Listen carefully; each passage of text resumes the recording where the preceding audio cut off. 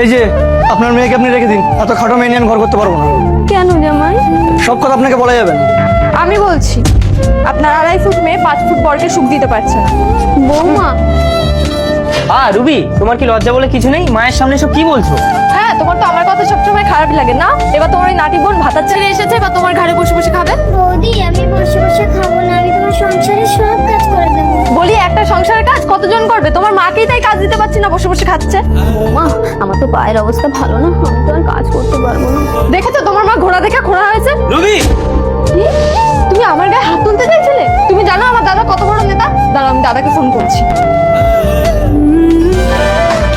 Hello দাদা, তুমি কোথায় আছো? একটু আসো না, এখানে দেখো আমাকে এটা টর্চার করছে, মারছে। দেখ এবার তো সবকটা কি কি। মা, আমার জন্য দাদার সংসারে অশান্তি হচ্ছে, আমি যেদিকে খুশি চলে যাচ্ছি। চল নাটি, আমিও তোর সাথে চলে যাব। মা দাঁড়ান।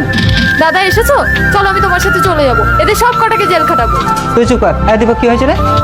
তার আগে যারা চ্যানেলটি সাবস্ক্রাইব করবে তাদের মা বাবা যেন অনেক দিন বেঁচে থাকে, আর যারা লাইক এমন কমেন্ট করবে তাদের মনের আশঙ্কা পূরণ করে দেয়। আর কমেন্টে লেখো আই লাভ ইউ মা বাবা। আমার বোনটা বেনে বলে ওর স্বামী ছেড়ে দিয়েছে বলে ঘরে অশান্তি হচ্ছে। ঠিক আছে, আমি তো অবিবাহিত।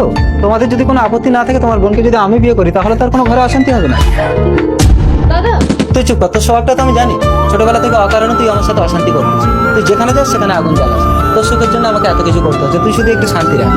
বাহ, এই না হলে নেতা। বাবা, তুমি ভগবান। একদম হাতছাড় করবেন না, সম্পর্কে আমি আপনার জামাই হব। Will you marry me?